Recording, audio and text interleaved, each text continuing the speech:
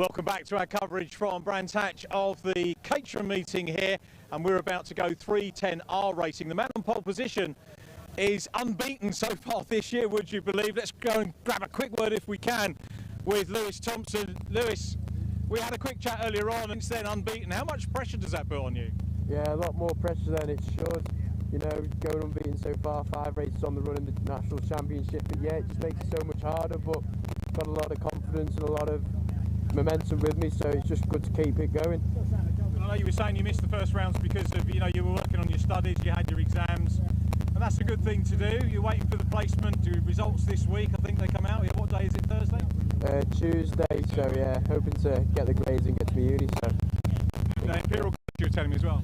Yeah, Imperial College London, so fingers crossed. It'd be great that you get that. And how much pressure is there win after win? I mean, at some point I guess things might go against you, but it's a very impressive run that you've done in a very competitive championship. Yeah, it is. Every race just seems to be getting harder and harder, and you know, it's just good to keep it going, especially around here. And you know, today's a different race to yesterday, so I'm sure it's going to be a lot harder. But yeah, but with the setup that the boys provide, it makes it a little bit easier. That's very magnanimous of you. Going forward, obviously studies are important to you. Is the career going to be behind the scenes, or would you like to carry on driving and use the engineering expertise that you'll get towards your driving career as well? Yeah, I'd definitely love to keep racing Caterhams into the near future, and obviously with my degree I'll obviously have a good understanding of the car, so I'd like to run myself at some point, but I don't know when it will be, and then hopefully get a career in motorsport after the degree. Well, good luck for the race, Lewis. We'll let you get on with the concentration for the build-up. Have a good one. Thanks for chatting to us. Lewis Thompson, who's on pole position there. We're going to whiz round, if we can, have a word with Pete Walters. Sorry guys for going in the mix. Lewis, I think, on Drop Scores Championship leader, but over and above that, we've got Pete Walters, double winner, second position in yesterday's race. Pete, how's your weekend going? Good. Hopefully make that triple winner. Yeah. That's the plan. Yeah, looking forward to it. Glad we got some, well, hopefully some consistent weather. First one of the session this weekend. It's all been a bit unpredictable, so nice dry race would be good, so we can really get at it.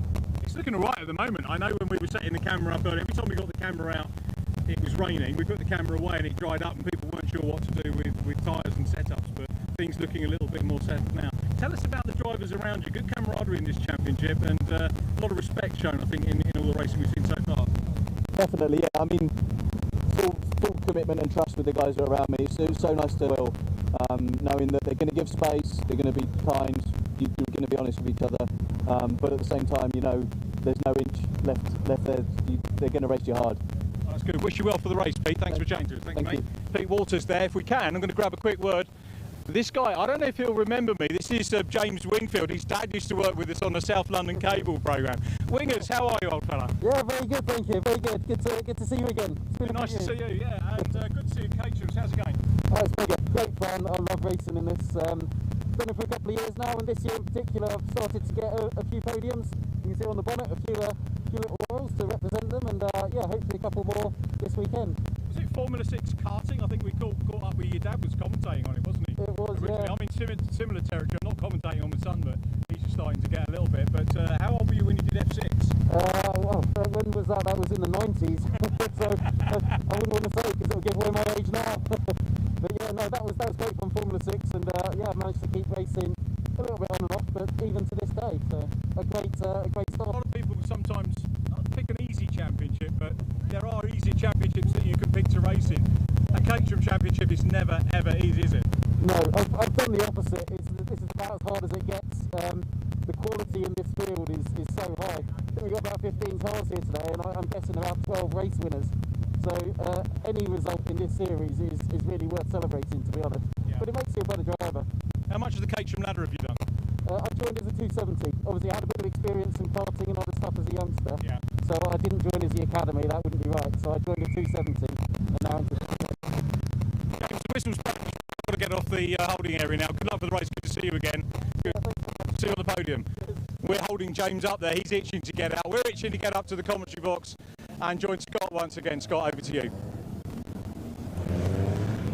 Yes, drivers heading out onto track now for our next Caterham action, that being the second to last Caterham action, in fact, because we've still got one more race to go for them with the Caterham 7 Championship UK. But this is the step just below that, the ultimate evolution of the original Academy car, the Caterham 7 310R Championship.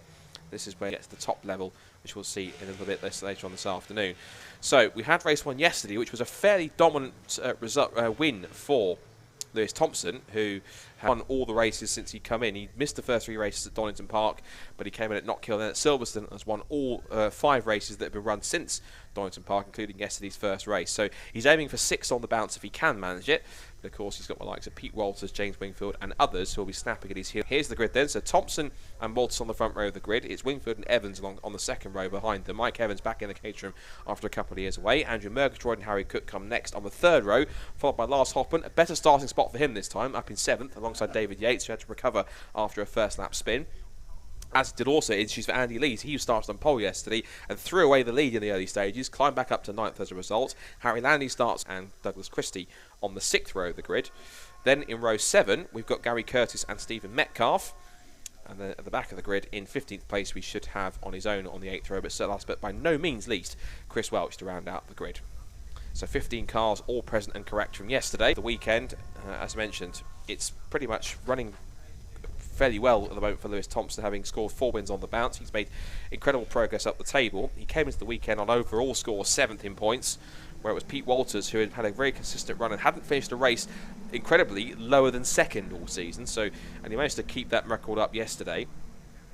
But up until the time when Lewis Thompson came in, he took 2 wins at Donington Park as well as a 2nd place. The only other driver to win a race this year has been Lars Hoffman, who hasn't really gone his way. He had a really disastrous weekend at Knockhill, where he didn't score a single point all weekend for the 2 races. And then he had a pair of races at Silverstone where just wasn't on the same pace as everyone else. And this is someone who has come through the last couple of ranks of Caterhams in the last 2 consecutive years in Road Sport and 270Rs, having actually won the championship in each. So Lars is by no means a slow driver. He's a very quick driver, on the contrary. So to him be a little bit off form is a bit disappointing, confusing, especially for him, realising that he was at one point, winning a race in the opening weekend, and now he's dropped back and just had this really, really bad luck. He's just there in the red and white cage in the Motul-sponsored car, just ahead of David Yates. Now, David Yates and Andy Lees have got some redemption for yesterday, because yes, they recovered well after their mishaps and their problems, but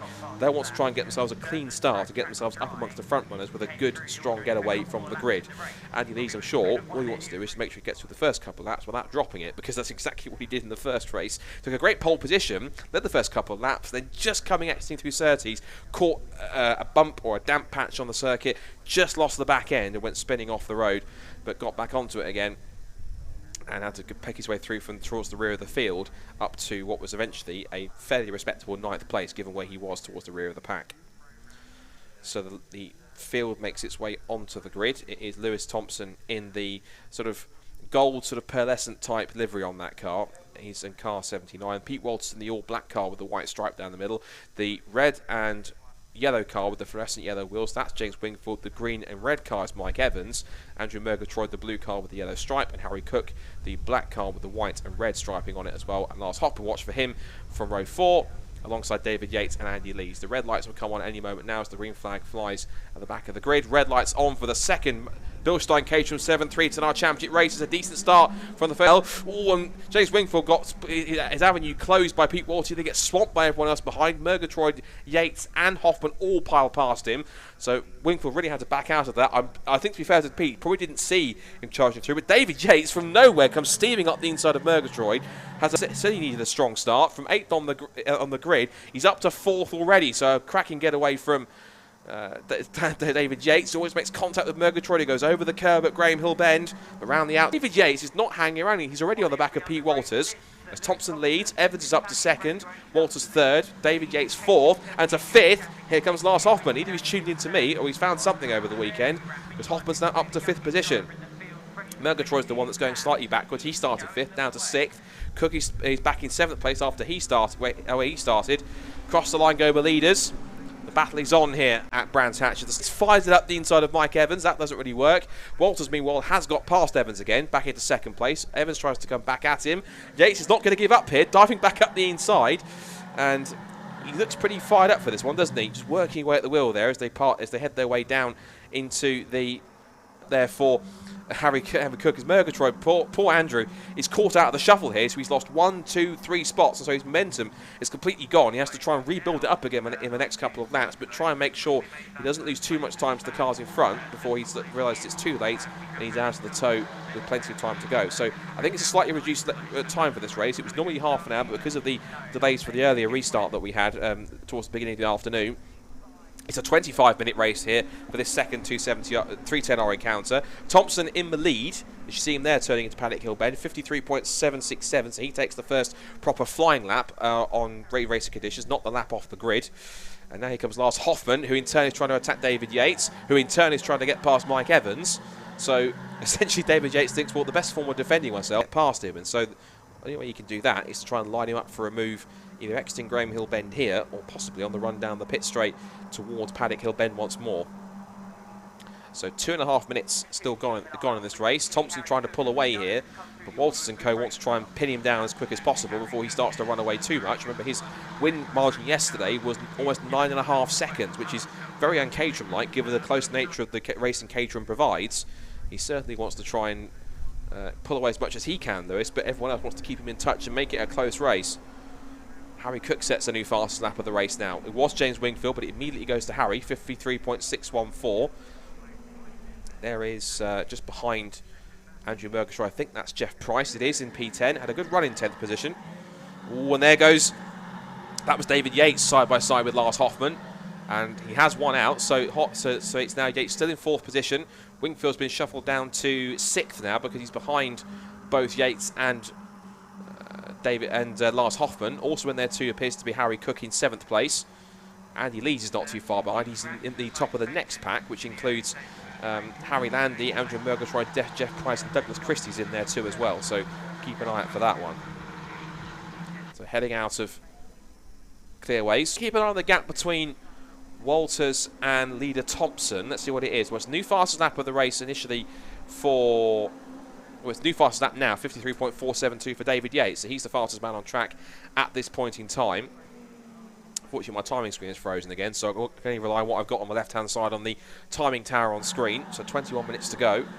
There goes Andy Lees with a move on Harry Landy, at least to try and defend from Harry, who was looking down the outside and successfully does so. The DPR run machine, one of several in the Caterham paddock. Not just in 310s, but in the 270Rs and in the 7 Championship UK as well. We'll see them a little bit later on this afternoon. Getting frantic ahead of them, though, as that's Mike Evans with David Yates all over the back of him, as well as James Wingfield and co. Out through Clearways, and then back onto the pit straight once more. And let's look at lap times again. The gap is looking Thompson and Walters. Walters is pulling away. Last lap he was about a 10th.5 slower, so that's one key thing as David Yates fires it up the inside of the Paddock Hill Bend and says, cheers for that, Mike. Thank you very much.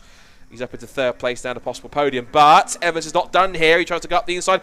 Oh, 3 abreast into Druids. Careful, boys. This might be tricky. We had problems yesterday when we had 3 cars going 3 abreast, and we had 2 cars ended up being popped into the air as a result of that, but they've all come through unscathed, has dropped back down to 5th position. So that's quite ironic, isn't it?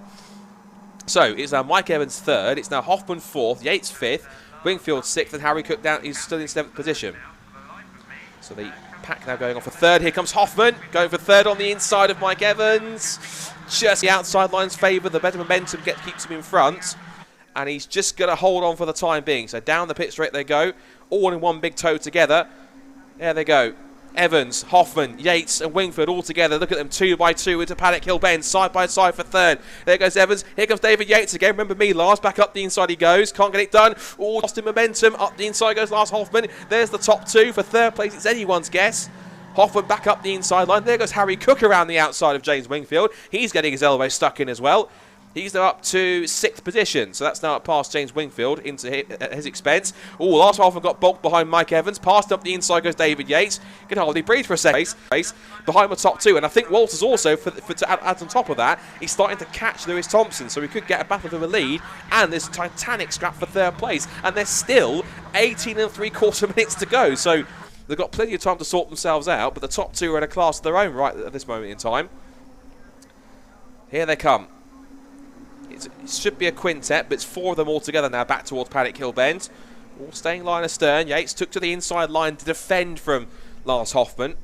And again, oh, he lost a bit of bodywork is Mike Evans for the second lap in succession. He runs 2 wheels through the gravel. Everyone else is piling on top of him. Look at Harry Cook round the outside of everyone. He's gone past Evans, past Hoffman on the outside lane. He's done 2 for the price of 1. Oh, but Harry Cook, ever the opportunist, says, scrap amongst yourselves, boys. I'm off. See you later. And he's going with David Yates. Incredible stuff. There goes the top 2, Thompson and Walters. For third, take your pick. It changes every corner. So David Yates then currently in 3rd place. It's Cookie now in 4th, Hoffman 5th. Mike Evans started the last lap in 3rd. He's down to 6th. And he might be 7th by the end of it because James Wingfield's in the mix as well. He might get him in the slipstream. Here comes Cook to the outside of Yates. Mike Evans goes on the offensive of Hoffman. So it's 2 by 2 for 3rd of that's Cook. Yates breaks that bit later. They're side by side into the corner. Lock up for Evans and he runs a little wide. They're still side by side for 3rd. Wide over the curb goes Cook, but Yates is still holding on for the time being. Under brakes into the hairpin at Druids. Brilliant races from Caterham's. Typical top-line Caterham racing for these guys. Remember, some of these drivers will have raced all the way through from the academy, all the way through to 310. Some of them stay in the 310s for several seasons. They'll know these cars like the back of their own hand. Here's the second group. It's headed by Andy Lees with Andrew Murgatroyd, Harry Landy. Jeff Price is having a great run in 11th place. And then we've got Douglas Christie in there too. So this is now 8th down to 12th in this second group. Here they come. Oh, and Jeff Price, I spoke too soon. Beautiful 360 though, keeps it going again. And away goes Jeff Price. He would have given the fright of his life, but he's managed to get going again, relatively unscathed. New fastest lap of the race from Lewis Thompson, but Pete Walters is on his pace. Side by side for 3rd again, down the outside. Looks Harry Cook, but he still can't get himself around David Yates. And now they turn back in through Paddock Hill Bend again, side by side between Hoffman and Wingfield this time. So this is now the scrap over 6th and 7th place. And Hoffman gets shoved. This order constantly changing, but watch for the 3 cars behind them, which is Lees, Murgatroyd and Landy. If these 5 cars keep on scrapping as much, watch for these 3 to keep on catching them. It could be a mega 8-car pack for the final podium place as Murgatroyd goes on the offensive. Look at them. They glide their way through Surtees, up through McLaren and under brakes in towards Clearways.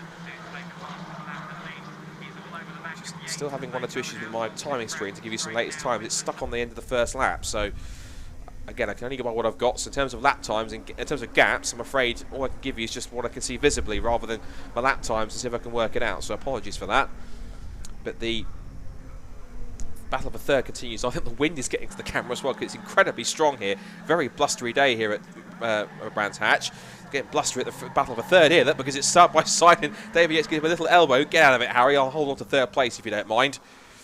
And now it brings Bill Ben. That will compromise his run off the corner. And Harry Cook senses that. He's going to go for it here. Yates doesn't go to the inside lane to defend. And into Surtees they go. It's very close. And David Yates had to really hold on there and just hope that Harry Cook knew what he was doing. And thankfully he did. James Wingfield now under threat from Lars Hoffman again in the 70 car, the Motor sponsored machine, the German who was Road Sport champion in 2019. He was 270R champion in 2020. He's going to have a tough time winning the 310R championship this year, but he might come back for more next year. Let's go for a second crack at it. Here comes Murgatroyd on the outside of Lees. This is for 8th, 7th position.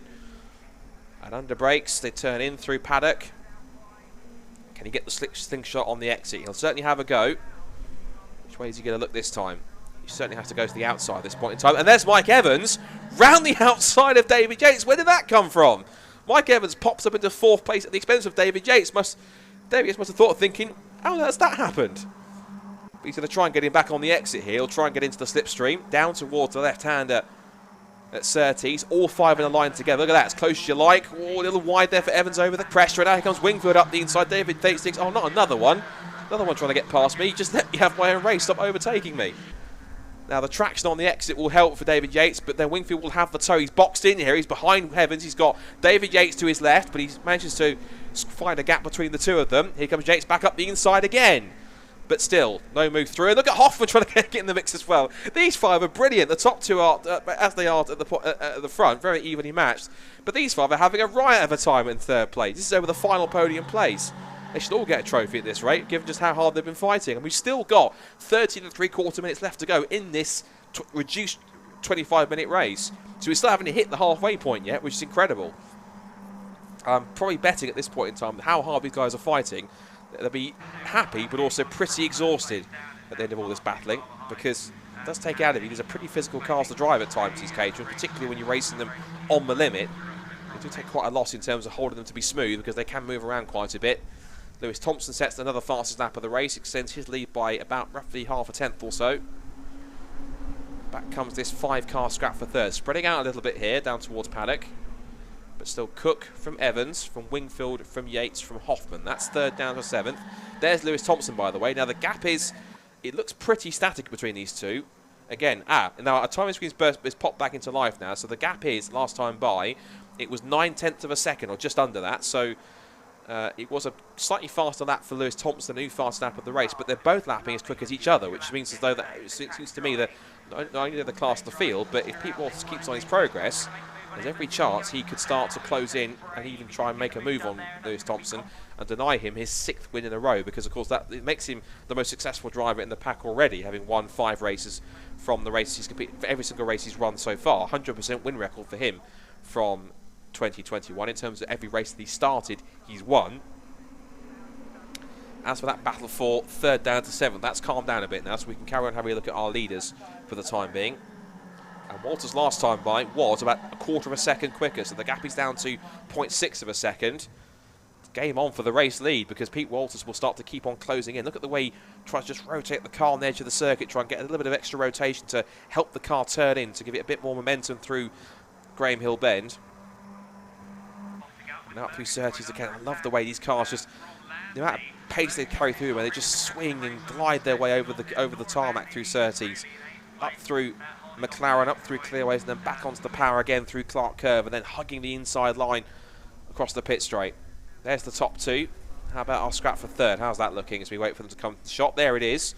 Now Harry Cook's pulled away, but Mike Evans hasn't done so for James Wingfield. Here comes James.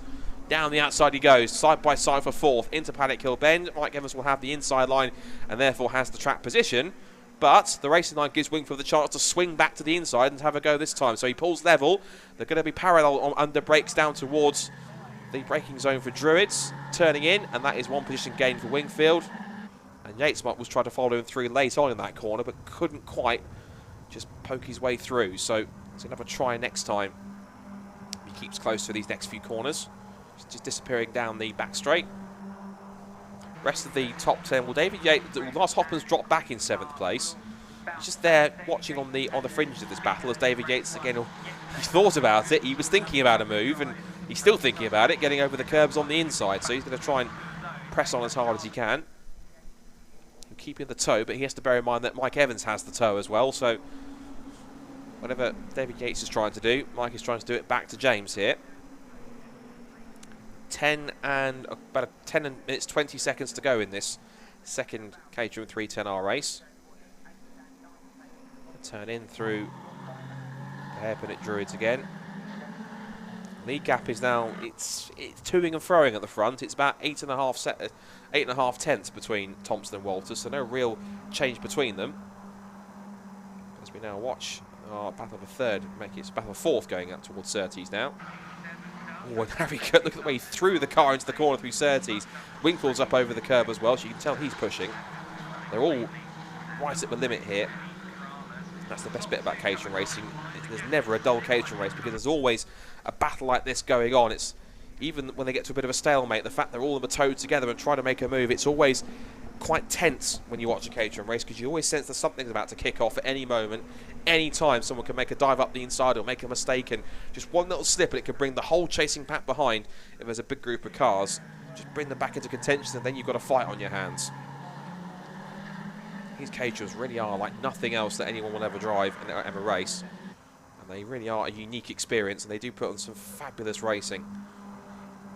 So still the battle for 4th as it is. Now Wingfield's pulled away from Evans, who now is under big pressure from the very feisty David Yates, who will find any opportunity he can, is sniffing around for a move in the top 5 here. Just really keeps on applying that pressure. Here's the leaders, looking at their lap times, cross the lap time this time by, and it's another 2/10 gain for Thompson. The gap is now just over a second. So at this point in time, Thompson's looking comfortable enough, but not totally comfortable, because he knows that Walters isn't too far away. Thompson turns in. Walters keeps up the pursuit in car 88, former Caterham champion himself. So very experienced, but certainly the young gun Lewis is getting involved. Now then, I see spots of rain on my window, so it's starting to rain once again. Now this might well bring things be a different factor into play here. And of course, in these cars, the tyres that they use are essentially all-weather tyres. They do fit all weather conditions. It's not like the 7 Championship UK cars that have a dedicated Avon slick and wet tyre. They do run an all-weather tyre that can handle both the dry and any form of rain around the circuit. It is starting to rain again. I was expecting another cloudburst at some point this afternoon. So it's a ride pretty much right on time. It was saying around about 4 o'clock. So just as it was predicted, this should make things a little bit interesting. It's drizzling, but maybe not enough to have that much of a big impact as Evans has a look back up the outside to try and repass Wingfield for position. They turn back in through Paddock Hill Bend. This is over 4th place. Best of the rest off the podium, and Evans looks one way then the other, but Wingfield firmly shuts the door. Just thinks, what are you doing, Mike? Go around the long way. So Mike says, okay then, if you're going to make it that tough, I'll try the long way around. And he did have a go at Druids, but didn't quite work out for him that way. Still, there's more and more spots of rain forming on my commentary box window here, so it is starting to drizzle a bit. As the leaders then come back through to complete another lap. There's Harry Cook still holding on, and Evans very sideways as he pushes on to try and repass Wingfield. There's David Yates. He's fallen back in a big sideways moment for David Yates. It's never unspectacular when you watch David Yates. Either he's trying to make a move up the inside of somebody or having a big tail slide. He's certainly an entertaining driver to watch, is David. I know he's a popular figure in the paddock as well, so that's probably one of the reasons why he's that entertaining on the track, and I'm sure in the paddock as well. There's David. I suspect whatever's happening, he's having fun out there. So 6th place at the moment for David. A better starting position than he had yesterday, because he had that issue when he had the spin in the beginning of the race, and then he had to fight his way back up to what was eventually 8th place. So running a little better than he was yesterday. Lars Hoffman's also back in 7th, and again just looked strong at the beginning of the race, then just faded towards in the second half. Really, I'm not quite sure the reason why. Even he will want some answers as to why there's a drop off in pace. He's not really at the same pace he was in the last 2 seasons. Again, he has a win to his name this year, but and David Yates fronts wide. And that was always easy picking for Lars Hoffman. Then again, Yates comes back at him. Look at the slingshot he got from the corner. He took the wide line, which is technically the wet line, went all the way around the outside and went, I'll have that back if you don't mind. That was brilliant stuff from David Yates. Was not going to let that go for a second. He ran wide. Everyone thought, oops, he's going off the road. Put his foot back down, and Lars Hoffman looked to the left-hand side and went, hold on a minute, that shouldn't work. But it did, and so David Yates is back into 6th position now. In front of a rather bemused Lars Hoffman, thinking, how on earth did that happen? So, 5.5 minutes to go. No change in the fact the lead gap has been consistently going back out again. It's now 1.7 seconds between Thompson and Walters. So Cook holds on to 3rd, Wingfield 4th, Evans 5th, then I'll scrap for 6th between David Yates and Lars Hoffman. 7th place at the moment is... So sorry, 8th place is Andy Lees. Forgive me. 9th place is Andrew Murgatroyd. 10th is Harry Landy. Then Christie, Price, Curtis, Welch and Metcalf round out the 15 runners. So all 15 that started are still going. There's spots of rain on our camera on top of the hospitality building here where we have our setup, which is our main camera looking over the start and finish straight. So it is starting to, it's carrying on raining. In fact, I think it's getting a little more intense now here at Brands Hatch. But incredibly, the temperature is still 17 degrees. So even though it is raining, any moisture that's on the circuit, if it continues to be this warm and blustery, it will still dry off pretty quickly. So this might make the next race coming up, the 3rd and final race of the weekend for the Avon Tyres National Formula 4 Championship, pretty interesting as well this afternoon.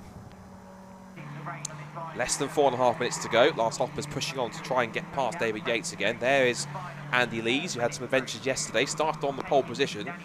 I think he was helped in part, not just by his pace, but also by some of the slightly jumbled up grid in the weather conditions. Had that spin where he dropped it on the exit of Surtees to fight back to 9th place, so he had some work to do. There is Andrew Murgatroyd with Harry Landy in hot pursuit. This is for 9th and 10th, the last 2 cars in the top 10. I can see the leaders are coming out of Graham Hill Bend, so they carry on. Cook still 3rd, Wingfield 4th. That battle's still going on as Murgatroyd slides and slithers wide, and through goes Landy. Christie will get involved as well. Doug Christie in the black and gold car just at the back of this 3-car train. But Landy gets through. I suspect maybe was that possibly a bit of moisture or something down there with Murgatroyd just getting a bit too hot into Druids and losing the back end. Thankfully he caught it well, but he has lost a position as a result of that. He's now down to 10th, and he moves up another spot. So out through Clearways, through Clark Curve. 3¼ minutes left in this second to last Caterham race of the weekend. We've still got one more for the Caterham 7 Championship UK. And just like that, with the ever-changing weather, I think it's still splitting with rain, but the sun's also shining down here at Brands Hatch. Now then, I think that was Stephen Metcalf, I think, that has just, it's either Metcalf or Curtis that Lewis Thompson just put a lap on. Pete Walters is still in second place. Gappy's come down again slightly to 1.4 seconds, but the last couple of laps it's gone back out again, so I suspect that the traffic had something to do with that. And there goes Pete Walters continuing the pursuit. He's running out of time here. He either needs a mistake or just catching up to some traffic to allow Pete Walters back into contention here. But second place will still be quite strong for him. It keeps up his 100% record of continuously finishing on the podium and not finishing any lower than second, and so that's looking pretty strong in its own right. And so what's interesting as well is that Lewis Thompson, because you drop your worst 3 results and you count your best 12, if Lewis Thompson goes ahead and wins every single race in the season, including the ones he's won already, if he wins here this second race and also the rest of them coming up this year at Croft, Snetterton and Cadwell Park, his worst results will be literally the 3 races he didn't compete in, which is Dartmoor Park, which means not only would he have a 100% winning record if he performs that, but he won't have anything to drop because he'll have no points, and his best results will all be victories. So that may well become back to be a blessing for him later on. Whilst Pete Walters, of course, has to drop at the moment a couple of second places. He will probably drop at least. We'll have to drop 3 of them because he's got 3 scores and 23 points, where there's some where he's got 23 plus the fastest lap of the race, which means gives him an extra bonus point for 4th. At the moment, it's going to be a maximum score of 26 for Lewis Thompson, 25 plus that bonus point for the fastest lap. There goes Thompson, here goes Walters. Gap is stabilised at 1.4 seconds, so looks as though I think in these final few moments of the race, with the last lap imminent, I think we're probably going to hold on to this top 2. Lewis Thompson, who pretty much is just driving as if he's been doing it absolutely for years, and so he's only been, it's kind of his second or third year of Caterham racing, so getting to grips with the Caterhams is in pretty rapid fashion, and now he's got to the point where he is one of the most formidable drivers in the pack. Across the line he goes with 40 seconds left to go, so which means we are on to the last lap, and Pete Walters will need some kind of a miracle. I think he dropped another half a tenth on that last lap, so the gap is still just under 1.5 seconds, there or thereabouts. But Pete Walters has got this one in tow at the moment in second place. And they're miles ahead of the next group of cars. Harry Cook in third place. He's now got a 3-second advantage over James Wingfield. Mike Evans is holding on to 5th. It's then Yates, Hoffman, Lees, Landy and Murgatroyd in the top 10. But out through Surtees in the sunshine, it's going to be Lewis Thompson who will carry on, and Pete Walters will keep on pushing right to the very end up to the flag, but at the moment it's going to be a good effort but not good enough to stop him, because even though he missed around at Donington on those drop score rounds, it means at the moment he will keep up a 100% winning record. It is 6 wins from 6 starts once again, and a second race victory of the weekend for Lewis Thompson in the Bill Stein Caterham 7-3-10R Championship. A brilliant drive once again from pole position. Pete Walters pushes him all the way and finishes 1.1 seconds at the end. It's second place, third for Harry Cook, 4th for James Wingfield, 5th for Mike Evans, 6th for David Yates, 7th for Hoffman. A battle between Lees and 8th, and it's 9th and 10th across the line in quick succession for Murgatroyd and Landy. Murgatroyd beating Landy to the flag, and Landy gets the final top 10 spot with Douglas Christie 11th, Jeff Price 12th, Gary Curtis 13th, and then it's Chris Welch in 14th place with Stephen Metcalf, the final finisher out of 15. So all 15 started and all 15 made it home again, which is great to see. So, great job for Lewis Thompson. 6 wins out of 6 starts for him, 100% win record. That will do nicely for him, particularly when he's got nothing to drop so far in terms of worst results. In fact, he'll have nothing to drop because his worst results have been counted anyway after missing Donington Park. So, excellent job from all involved by him. And so they will be heading back around into pit lane. And let's confirm the provisional results.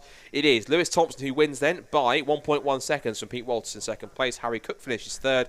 James Wingfield 4th. And Mike Evans rounds out the top 5 from David Yates in 6th.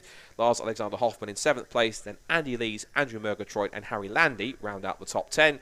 Then it's Douglas Christie 11th, Jeff Price 12th, Gary Curtis 13th, then Chris Welch and Stephen Metcalf finish off the 15 finishes of the race. As I mentioned, all 15 started, all 15 made it home. So we're going to take a break before we get our final Caterham race underway. For those watching on the Caterham stream, sit tight. The final race will be coming up shortly. For those on the Brscc stream, also sit tight because the next race is coming up. Our third race of the weekend for the Avon Tyres National Formula Fords is next at a rather blustery and undecided weather